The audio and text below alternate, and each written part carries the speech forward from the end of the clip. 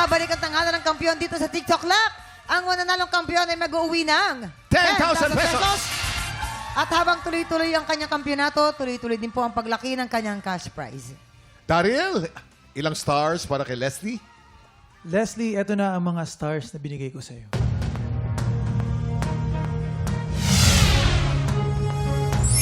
Four stars.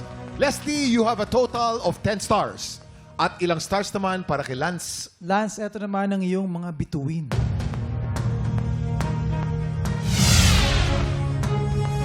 Tatlong bituin. Lance, you have a total of 9 stars. Congratulations, Leslie. Ikaw ang hahamon sa kampiyon ngayon. Makakadalawang panalo kaya ang kampiyon na si Mira o baka naman si Leslie na ang makaagaw sa kanyang titulo. Heto na ang kanilang Back-to-back, tapatan!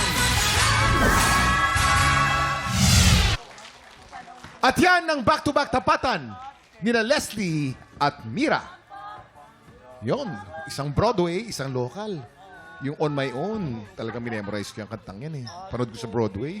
Les Miserables. Ano kaya ang masasabi ng ating inampalan?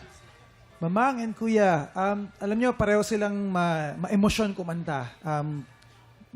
Ginagawa nila yung best nila para maikwento yung kanta. Siguro yung napili namin, ang reason kung ba't siya yung mas naging effective, yung pagkwento, kasi saktong-sakto rin sa kanya yung kantang napili niya. Maraming salamat. Saktong-sakto ang kantang napili. Nasa choice of song din, eh, no? Kilalanin natin ang ating kampiyon ngayon.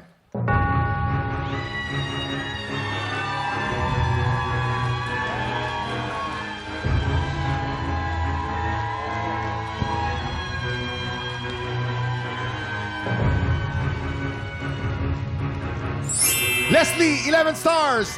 Ikaw ang kampiyon ngayon. Congratulations! Congrats! Leslie, congratulations! Meron ka ng 10,000 pesos! Yes! Ang ganda ng kinanta niya kanina eh. On My Own, paboritong kanta ko yun eh. Hindi niya na inabot yung Les Miserables. Panahon namin yan. Leslie! Leslie? Congratulations, Leslie. Kamusta? Anong nararamdaman mo ngayon na ikaw ang kampiyon? Hindi ko po in-expect kaya sobrang saya po ng pakiramdam.